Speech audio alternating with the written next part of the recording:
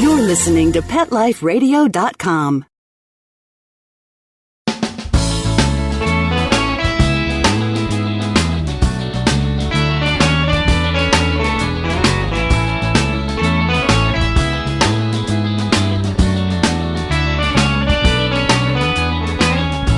Welcome to Save a Pooch on Pet Life Radio. Thank you for tuning in. I am your host, Beverly Isla. We'll be dedicating this show to two organizations that recently launched their mission and helping rescue dogs. And it's great to see more groups coming together for this purpose. Our first guest is Jeff Davidoff, Chief Marketing Officer of Donut. And Donut has partnered with the Petfinder Foundation to create MyRescue.dog. It's not a .com, it's .dog. And it's a new platform to help homeless dogs by funding shelters. And our second guest is Trisha Crowley, and her organization is called RARE, for Rural Animal Rescue Effort, based in Columbia, Tennessee. So when we get back from these messages, we'll talk with our first guest, Jeff Davidoff, on their MyRescue.dog initiative. Sit. Stay. We'll be right back after a short pause. Well, 4 to be exact.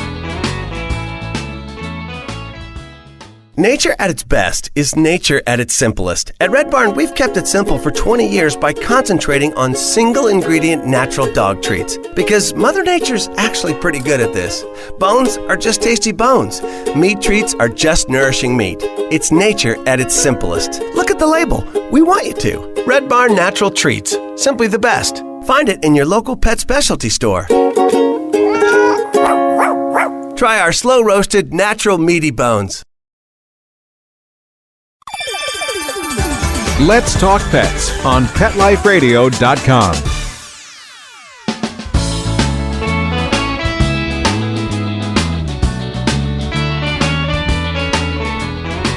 Welcome back to Save a Pooch. We are talking with Chief Marketing Officer of Donut, Jeff Davidoff, about their new initiative alongside the Petfinder Foundation. This initiative is called MyRescue.dog. Thank you for coming on today, Jeff. My pleasure, Beverly. Thanks for having me.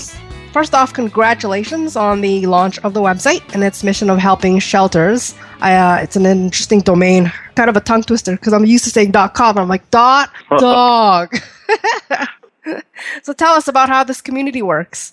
Well, this community is really all about raising money for shelters who do great work every day, but as you know better than I, don't always have all the money they need. So this was a promotional site that we built in partnership with the Petfinder Foundation. And the way it worked was you would post a picture of your rescue dog and a little story, and that would trigger a $10 donation to the Petfinder Foundation, or just vote for your favorite dog, and each vote triggered a $1 donation.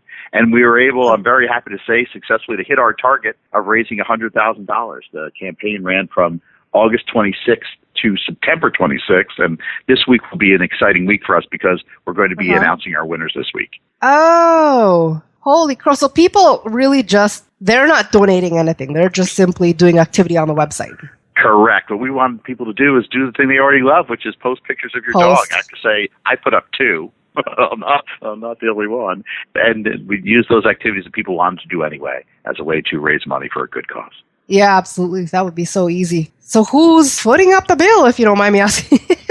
So I'm the CMO from Donuts. And at Donuts, we are the world's largest owner and operator of what we call not-com options. So you said at the beginning, it was a little bit of a tongue twister. MyRescue.dog is one of the not-com options that we own.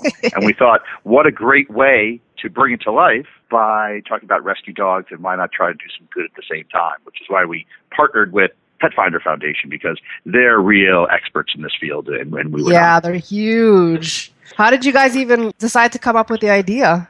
It was just a fun promotional idea. We were excited to have the .com.dog to begin with, and I have to admit, I'm a rescue dog owner myself. So maybe there was a little selfishness in this. But, we thought, let's attach this to something that people love, and also let's try and do some good at the same time. Yeah, that's awesome. Good for you guys. And I do have to say, it turned out to be an amazing and beautiful site. As you scroll down this thing, there are, amazingly enough, over 20,000 pictures of rescue dogs were posted and over 500,000 votes were cast. And that is about 10 times what my highest hopes were. What kind of animals are being posted? every single breed you could possibly imagine. I must say there are more dogs wearing sunglasses than I expected. But besides that, it really is every kind of dog you could imagine. And So I will say the stores are also wonderful. So it's only dogs, no cats? Correct. Interestingly enough, in the internet world, while you can buy a dot dog, you can't buy a dot cat because dot Really? cat is actually owned by the country Catalonia. Oh my God. So there is some kind of crazy internet discrimination against cats, I guess. We still love them though. Yes, we do. Where do you see MyRescue.dog? I'm just going to keep saying it until it becomes natural. Where do you see MyRescue.dog going in the future? It's such a great question. This week, right now, we're really just focusing on announcing our winners. I think there's going to be a lot of excitement around that. The dog that gets the most votes, that dog's shelter gets $25,000. And the then dog that gets the most votes. Huh. Yes, the shelter from that dog gets $25,000. And the next top 15 vote getters, those shelters get $5,000 each. So we hope that'll do a lot of good for a lot of shelters. And after the winners are announced, we're still trying to figure it out. This turned out to be so much bigger and better than we had hoped. And there's lots of great pictures and really beautiful stories. And we're working with our friends at the Petfinder Foundation to figure out what should be next. I'm going to have to grab some of those stories from you. So there's a total of 40 winners in total. Sorry, 16 winners in total. 16 One first-place winner and then 15 second-place Oh, right. 15. Wow. Well, you guys had a really big number in the first month, right? So I'm incredible. sure you guys can twist that in several ways for the future.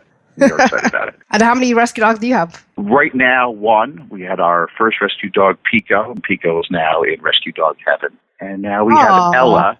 And Ella is a sweet lab pit mix who's just recovered from a little doggy ACL surgery, and she's back to 100%. And we were running like mad on the beach this weekend. Good for you for being active. Now, I forgot to ask. She makes me. Now, is MyRescue.dog, see, I'm still tongue twisting here. Is it only in the States, or are you guys involved in Canada? This was only in the U.S. because the partner we chose, Petfinder Foundation, was really a U.S. organization. But it's a great question. One of the ideas we're kicking around right now is, should we recreate this exact same idea in Canada, in the U.K., in Australia, and New Zealand? So stay tuned for that. Yeah, that would be amazing if you guys can evolve that way. I didn't know Petfinder was mainly U.S. Huh. Yeah, Petfinder Foundation is really U.S. Oh, come on, you guys. Come up here. Well, thank you, Jeff, for your time. Again, congratulations, and I hope it reaches its goals 10 times over. If you'd like to learn more or participate, you can visit their website, and I will get this in the first shot, MyRescue.dog. Thanks so much, Beverly. Really appreciate it. You're welcome. Let's go to a quick break, and we'll return with our next guest after these messages from our sponsors. Sit. Stay. We'll be right back after a short pause. Well, 4 to be exact.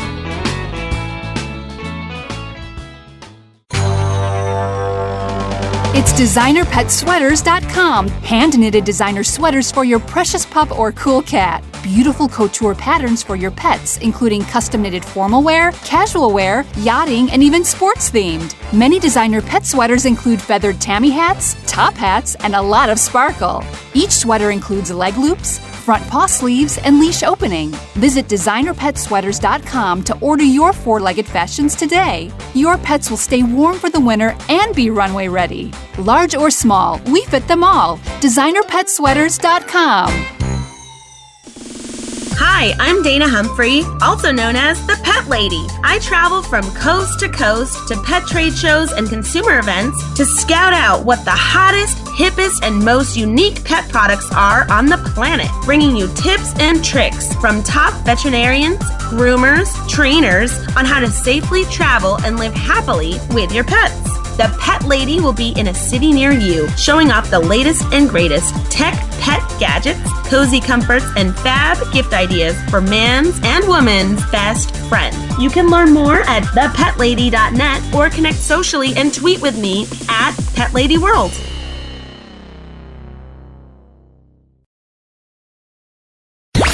Let's talk pets. Let's talk pets On Pet Life Radio. Pet Life PetLifeRadio.com. Radio.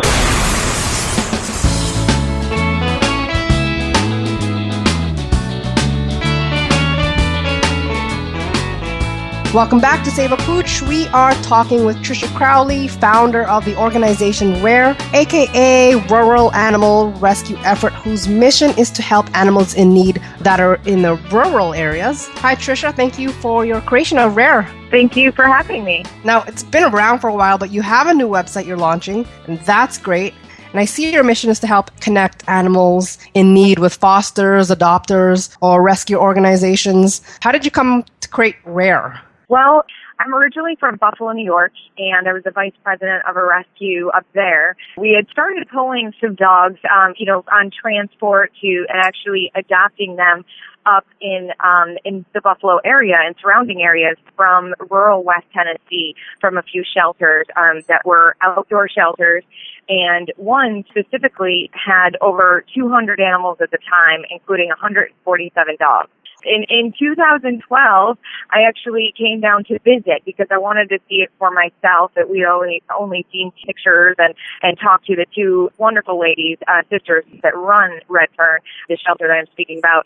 So I came down and visited, and it was complete culture shock. I was completely, out of my element, but at the same time, I'm a workhorse, and I wanted to get in there, get pictures, and get, descriptions and cat tests, dog tests, all those things that it's so hard for these two ladies to get because they're running a shelter that they're taking care of all the animals all by themselves, including working 2 full-time jobs. So after I saw that, I really, really wanted to start helping the rural areas, knowing that not a lot of people know about these animals. They're in kind of isolated areas where there's limited number of potential adopters. There are more people that don't value animals as much, and they either dump them, surrender them, they don't spay and neuter. So there's just an overwhelming amount of animals compared to the number of people that actually can get them home.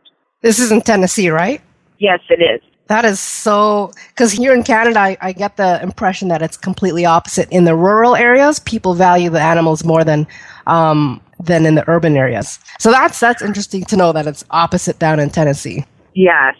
And, maybe, Mississippi, Alabama, especially in the South. And, they value, I don't want to say everyone, feels that way, but I think people value animals, working animals when it comes to livestock and, Gotcha. working dogs, hunting dogs. But when it comes to the mixed dogs that, they didn't spay and neuter, so their dog, mingled with another, and then there's mixed dogs, well, a lot of people take them out to the country road and dump them, or just take them to the shelter, or they end up being strayed.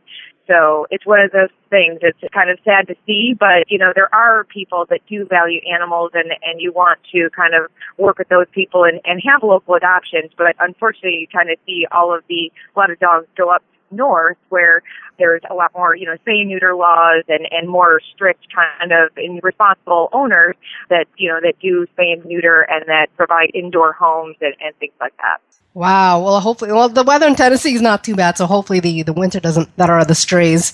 So how do you differentiate yourself from being a rescue organization? Because it seems like you do more than one approach, which is good. Right, which is different. And so I figured, with obviously getting animals into fosters and adopters, but also networking with other rescues. So kind of joining our efforts and, working with rescues in the South, in the North, letting them know about the animals that are there. There's a lot of dogs, whether it's purebred, labs, Pekinese, or any kind of breed that people would actually fly or drive several hours to go and adopt. They're just sitting in these pounds because no one knows about them. So I want to, let other rescues know about them too. So I work with other rescues, and I have actually 2 dogs going on a piloted pause transport later this week. Probably do that at least, maybe once or twice a month. Some dogs, go up north to Wisconsin, Maine. So there's everything. There's actually a dog that went to New Jersey last week. So just kind of a combination of efforts, whether it be the foster adopt situation with my own organization, the dogs that I personally foster. Or so you find the fosters that can take them temporarily? Correct. So I'd like, the best situation is to get them into a foster home right out of the shelter or pound so they can acclimate and they can be quarantined and they can get all of their necessary vetting. A lot of times, though, that's just not possible. It's trying to get them an adopter because there's no open fosters and, they need to get out of that shelter or they're going to be euthanized. Wow. And you take care of the vetting? I do. I do pay for the vetting, and that's how the, adoption fees do cover some of it. Unfortunately, the vetting is more expensive than the adoption fees, especially for heartworm treatments. And there's a lot of heartworm positive dogs, so that's where my job comes in. I work full time, and most of it pays for rescue efforts. Yes. Oh, so you have this organization is separate from your full-time job, or is this your full-time? Yeah, no, it's separate. It's a nonprofit 501c3 organization, but it's my passion, and I actually pay to rescue. Oh, geez. But I work a full-time job. I have a bachelor's in accounting and a master's in finance, and I'm a manager of partner compensation in a finance department. So I do. I work full-time and do this full-time plus. Wow. So sometimes it's a good, 80 hours a week, but it's definitely worth it when you see all of the happy stories and the things that we accomplish. Yeah. Well, at least you're financially organized. Yeah. Yeah. Do you work with the two that are in Tennessee that you mentioned? Oh, yes. I go down there every weekend. That's one of the shelters that I visit and that I take pictures. And there's a couple dogs that they actually let me put there last year because I found them on log chains, emaciated. So I go and make sure that I get them some run time and everything at the shelter.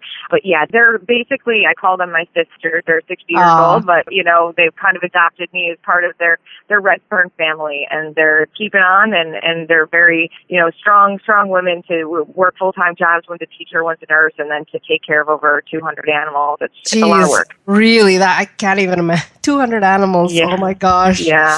But it's good that you guys are uniting because, like I mentioned, the rescue industry is a bit segregated. So it's really good that you guys are working together. And I've kind of joined with, several different shelters and pounds throughout the counties in West Tennessee. So almost every single pound and shelter that is down there in those areas in Carroll County and Weakley County, I have a relationship with. So I go down there every weekend going shelter to shelter to shelter. And, if there's any animals that are being adopted that I've already done the home visit for and the process on my end for adoption, then I bring them back with me. So I've had 12 in the car at one time, or in my SUV. I need to get a van. But that's a good weekend, when you know that all of those animals are being saved in the right way. Everybody is different. There's rescue, like you said, segregated. I believe in home visits. I think that that's important to make sure that the animals are going not only to a safe, good place, but also to the right family, that the family is going to, this is a forever fit for this dog or cat, or any kind of animal, rather than going down the line to, a few months and then saying, oh, this isn't right. So, geez, now out of curiosity, because at some point I do want to take on the approach of finding fosters. How do you find fosters to take them in temporarily? Right now, I post on the Facebook page, and obviously they'll be posted on the website too. And I do have a paw site. It's through Adopt a Pet, and it's nice because the adoption application, foster application, all of those things are right there. So all you have to do is click on it. But it's posting through social media, Facebook, and just kind of asking, will you foster and get these animals into a temporary situation so they can be saved and be adopted? And it's word of mouth. Previous adopters, they'll say that they've been watching this page and they see the dog that their heartstrings were pulled and they really want to help that dog, and they could do it temporarily. They just don't want to really adopt another. So it gives them an opportunity to help that animal and also kind of foster and have another animal in their home for a short amount of time for their other animals to play with. Wow, that's good that you're successful. I find that rescue organizations here have a hard time with social media. So it's good that it's working for you. It still is difficult. I'm not going to lie. It's definitely difficult. And obviously, I'm a foster myself for my organization. So I'm usually the one with several dogs and several cats and everything, and just trying to make sure that I don't go over that line of being a hoarder. So too much. But I see your Facebook fun post at my house. Yeah, exactly. Well, at least you have the space, I'm assuming, since you're out there. Pretty much, yeah. I see your Facebook post, and it's and it can be hard to see so many dogs on the brink of euthanasia.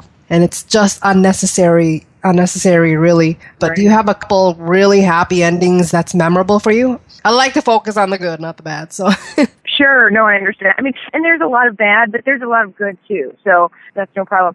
There's a couple, there's a lot. I'm not going to just to think about two off the top of my head.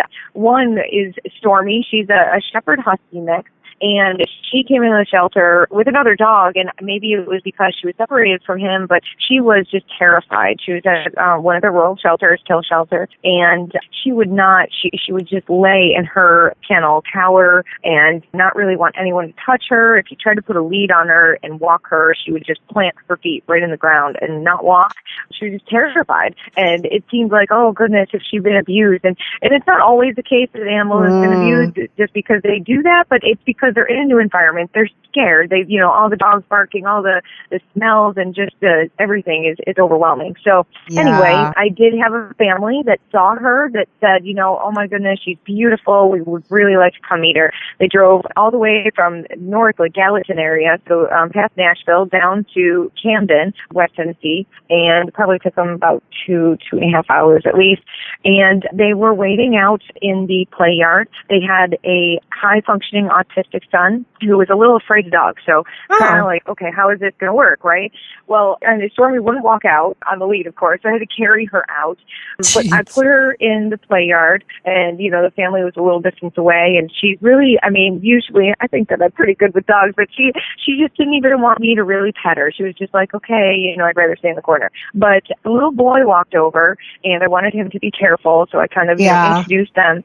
And he asked for the leash, and which is so strange because and I did the home visit, and he was, they have a couple little dogs that he just wasn't comfortable with. He asked for a leash. He started walking her, and she went along with him. He was like, it was just the most beautiful thing, and I don't have it on camera. I do have some videos of her in her new home, but I don't have that on camera, and it would have been like, you would have been crying. It was just amazing. So to see that, he was petting her. She was walking and following him around the whole play yard. So that was amazing. And he's in her home. They go for walks all the time now. He walks her. They have a beautiful life together. So she became a therapy dog. Yes, really? Basically, but and he was nice. therapy for her too. They needed each other, and it was just wonderful. So, and he's about 8 years old. So, he's going to get to grow up with her and have that bond. So it's beautiful to see. But there's a pit bulls. There's so many pit bulls, more than any other breed. Pit bulls are euthanized, and especially, either purebred pits that are black or brindle, or, the blues do get a little bit better adoption rates. But anyway, a blue pit, he had his ears cut, and he looked to be in good shape, other than his teeth were all cracked. He had no front teeth. They were all just broken in half. So I'm not sure what happened to him, but he was just awesome, like ambassador of the breed. Really good with people, really good with dogs, and I knew that I just wanted to, pull him right away. So one of the shelters actually let me kind of put him there temporarily to get him out of the pound, so he had more than just 3 days. And I found an adopter pretty quickly with him, and he sleeps on the couch, he sleeps on the bed, he's with 2 young kids right now.